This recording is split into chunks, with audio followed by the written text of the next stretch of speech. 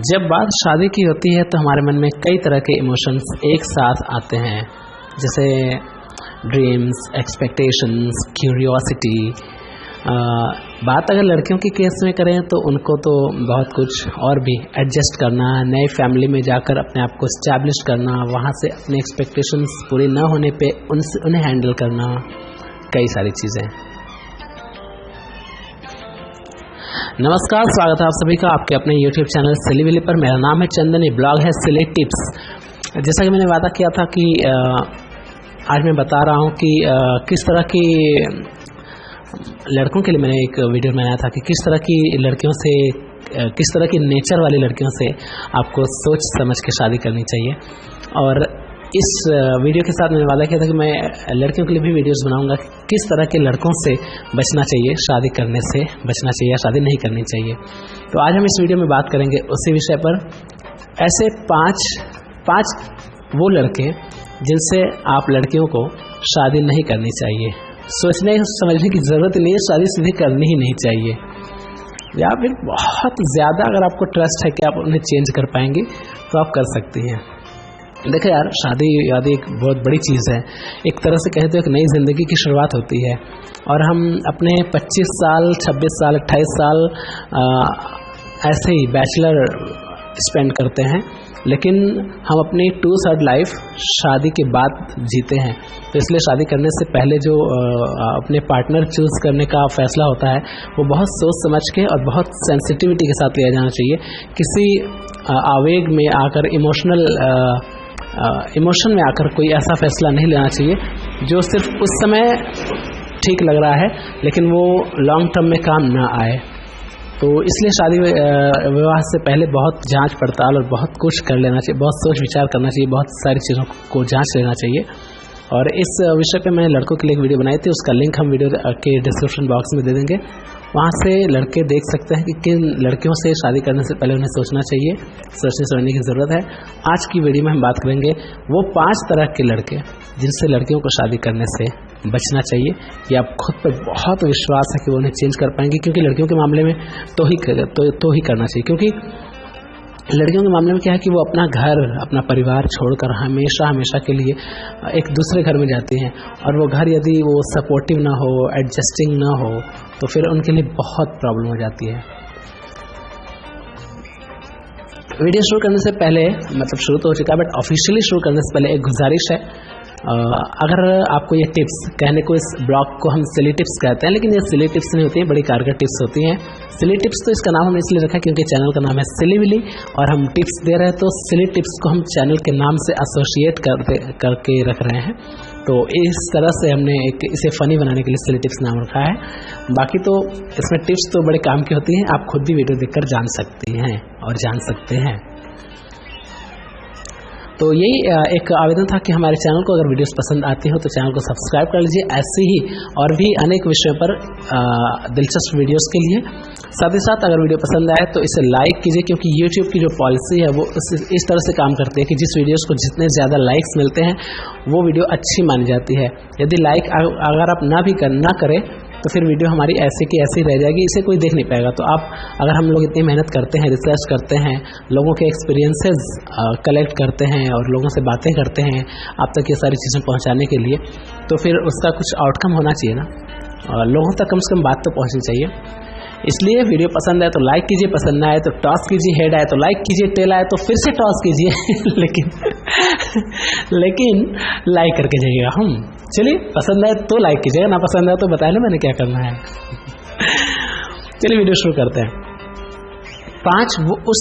वो 5 तरह के लड़के हैं जिनसे आप लड़कियों को शादी नहीं करनी चाहिए। Number 1, boys of extreme controlling nature. वो लड़के जो बहुत ज़्यादा लड़कियों को कंट्रोल करने का उनका स्वभाव ऐसा होता है कि वो बहुत ज़्यादा लड़कियों को कंट्रोल करना चाहते हैं। नो मैटर्स कि वो उनके रिलेशन में क्या है, अपनी बहन हो सकती है, बड़ी बहन हो सकती है, छोटी बहन हो सकती हैं, इनफैक्ट कई बार तो माँ भी हो सकती है, उनको बहुत कंट्रोल करते हैं, अपनी स्पाउस हो सकती है। तो ऐसे लड़कों से आप लड़कियों को दूर रहना चाहिए जो एक्सट्रीम कंट्रोलिंग नेचर के हो। कंट्रोल कोई अगर आपको करना चाहे, आपके आपके ड्रीम्स को, आप अपने ड्रीम्स को, आप अपने उद्देश्यों को पूरा करना चाहती हैं और उसके रास्ते में कोई रुकावट बनना चाहेगा तो आप बिल्कुल नहीं चाहेंगे कि वो आपकी ज़िंदगी में हो। और असल में एक्सट्रीम कंट्रोलर्स जो होते हैं वो ऐसे यही काम करते हैं, आपको अपने गोल्स अचीव करने से वो रोकते हैं क्योंकि ये उनकी टेंडेंसी होती है।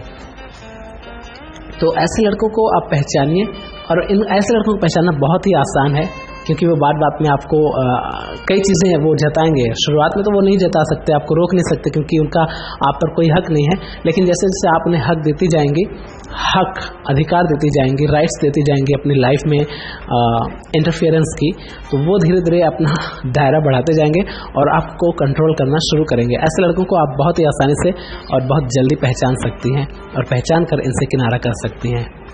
Number 2, boys of short tempered, short tempered boy, जिन्हें गुस्सा बहुत जल्दी आता है। वो लड़के जो बहुत जल्दी छोटी छोटी बात पे गुस्सा करते हैं।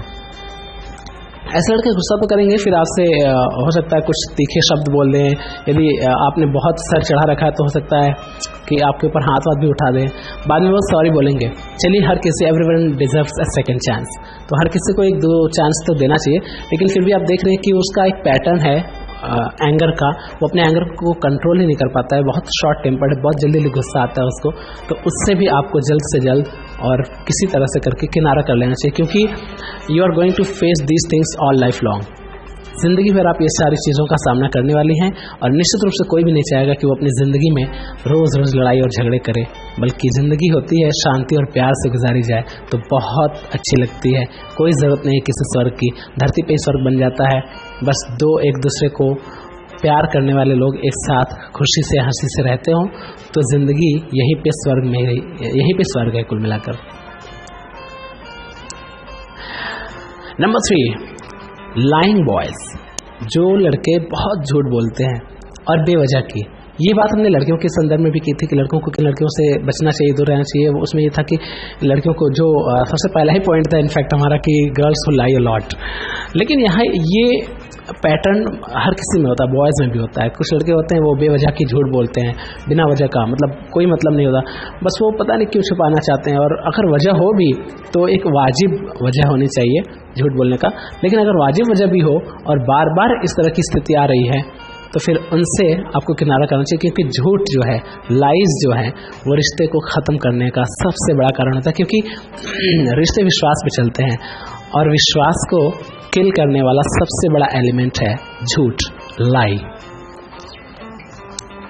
सपोज आपसे आपके पार्टनर ने कभी कोई, आप उन पर बहुत विश्वास करती हैं और उन्होंने आपसे कभी कोई झूठ बोला था, तो दोबारा वो आपको कोई बात बताएंगे तो आप उन पर विश्वास करने से पहले कई बार सोचेंगे। अगर विश्वास कर भी लेंगे फिर भी आप सोच सकते हैं कि नहीं, इसने तो पहले भी 2-3 बार झूठ बोला है, पता नहीं ये सच कह रहा है कि नहीं कह रहा है। क्योंकि ऐसे में क्या होगा कि कई बार सीरियस मैटर्स भी आप ट्रस्ट ही नहीं कर पाएंगे ना।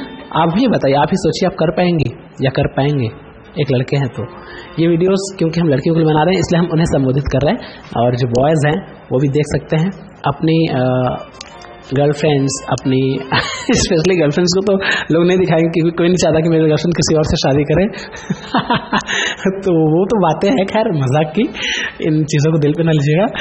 अपनी महिला मित्रों को, जो ज़रूरी नहीं कि आप महिला मित्रों से शादी ही करें, क्योंकि बहुत सारी महिला मित्र होती है ना, तो फीमेल फ्रेंड्स को, गर्लफ्रेंड और फीमेल फ्रेंड तो अलग चीज़ें होंगी ना। अब पता नहीं, इसे मैं वो क्या बोलते हैं, क्लासीफाई कर रहा हूँ, आप इसे कैसे देखते हैं ये आप समझ सकते हैं और समझ सकती हैं।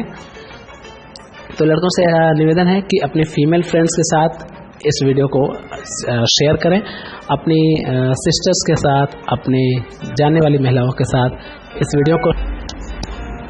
वीडियो को शेयर करें और उन्हें भी बताएं, उन्हें भी दिखाएं कि उन्हें किस तरह के लड़कों से दूर रहना चाहिए।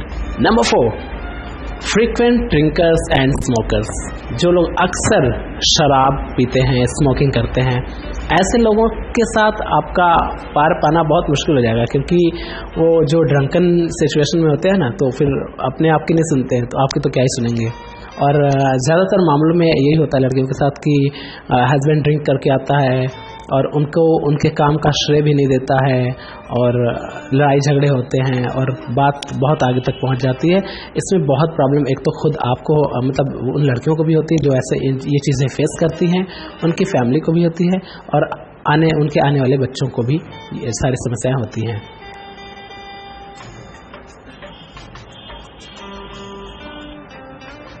Number 5, demanding demanding expensive dowries in the form of gifts। जो महंगे दहेज मांगता हो तोहफे और उपहार के नाम पे। एक्चुअली वो तो बहाना होता है, तोहफा और उपहार तो बहाना होता है। लड़के भी दहेज मांगते हैं, आप कह सकती हैं, कई लोग कह सकते हैं कि नहीं लड़के तो दहेज नहीं मांगते, परिवार मांगता है। लेकिन लड़कों से भी, हम लड़के हैं और हम आपको बता सकते हैं, हम ऐसे कई सारे लड़कों से मिले हैं जो अच्छा नहीं तो एवरेज कमाते हैं, एवरेज तो कमाते हैं, लेकिन वो एक बाइक खुद के लिए नहीं लेते हैं। क्यों नहीं लेते हैं? आप हो सकता है जानकर हैरान हो जाए। हमने कई लोगों से बात की है और उनसे पूछते हैं आप बाइक क्यों नहीं लेते, तो उनको रहता है कि अभी शादी होगी तो मिलेगा ही। तो उनको ये एक्सपेक्टेशन है और वो एक्सपेक्टेशन धीरे धीरे घर बना लेती है और फिर वो अंत में उनकी डिमांड में बदल जाती है और वो चाहते हैं कि उनको उनके ससुराल से एक बाइक तो मिले। कुछ लड़कियां कह सकती हैं कि इसमें क्या बुराई है, हर कोई देता, हर कोई करता है। यार ये डाउरी सिस्टम ना, एक तो बहुत बुरी चीज़ है और ऊपर से आप एक बार इमेजिन करके देखिए, आपके in laws including your future spouse आपसे डिमांड करते हैं कुछ अलमीरा और बाइक, सोफाज वगैरह वगैरह। काफ़ी कुछ लोग होते हैं बहुत हाई डिमांडिंग होते हैं जी।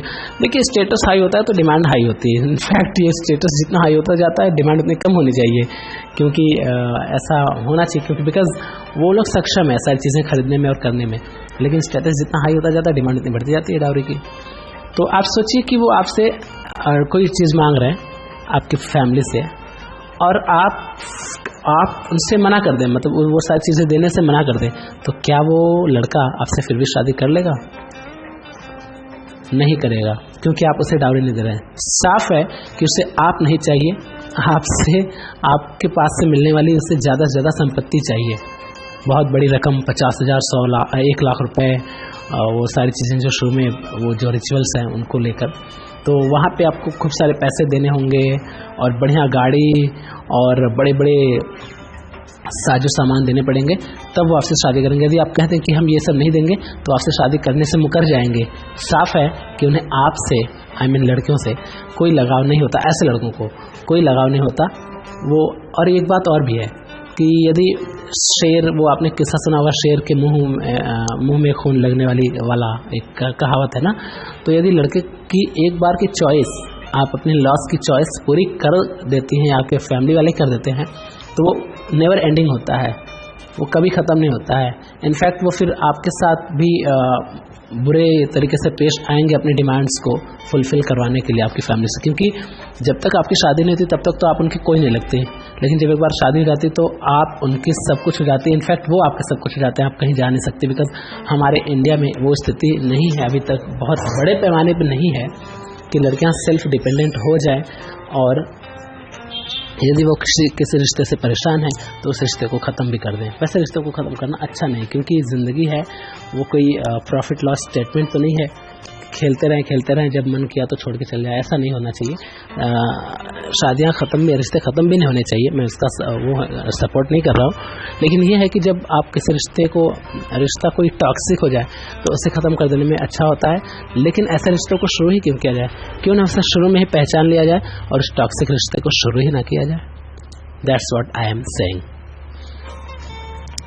आखिर में 2 टिप देना चाहूँगा, जैसा कि मैं टिप देता ही रहता हूँ, उसमें भी दिया था मैंने लड़कियों के, अपने पिछले वीडियो में भी दिया था जो लड़कों के लिए बनाया था।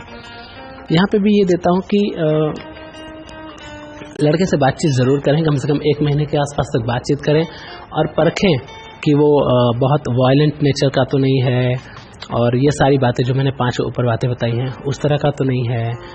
और दूसरा पॉइंट ये है कि आप कभी भी उनको ये मत जताइए कि आपकी फैमिली आपके लिए ज़्यादा मायने रखती है। ऑब्वियसली आपकी फैमिली और हम सभी की फैमिली हमारे लिए प्रायोरिटी होती है, सबसे पहले यही होती है, क्योंकि इस फैमिली में ही हम बड़े होते हैं, इस फैमिली से हम इमोशनली जुड़े होते हैं। नए लोगों से तो अभी जुड़ रहे हैं, लेकिन फैमिली के साथ तो हम बचपन जिया है हमने, और बचपन तो सबसे यादगार अवस्था होती है हमारी। और न सिर्फ जिया है बल्कि कितने सारे हमारे एक दूसरे के साथ इमोशंस जुड़े होते हैं। तो कोई भी अपनी फैमिली से सबसे ज़्यादा प्यार करता है, लड़कियां भी करती हैं, हम लड़के भी करते हैं, लेकिन ये ह्यूमन टेंडेंसी है कि कोई भी ये नहीं सुनना चाहता है। यदि आप अपने पार्टनर को ये कहेंगी कि आप अपनी फैमिली से सबसे ज़्यादा प्यार करती हैं, तो ये बात जानता वो भी है, इनफैक्ट वो भी अपनी फैमिली से सबसे ज़्यादा प्यार करता है, लेकिन आप ही सोचिए यदि आपको आपका पार्टनर ये कहे कि वो अपनी फैमिली को पहले रखेगा, आपको बाद में, तो आपको निश्चित, आप माने ना माने, आप कहे ना कहें, आपको ये बात अच्छी नहीं लगेगी। nobody in this world wants to be someone's second choice। कोई भी इस दुनिया में कोई भी किसी की दूसरी पसंद होना पसंद नहीं करता है। हर कोई चाहता है कि वो अपने पार्टनर की पहली पसंद हो।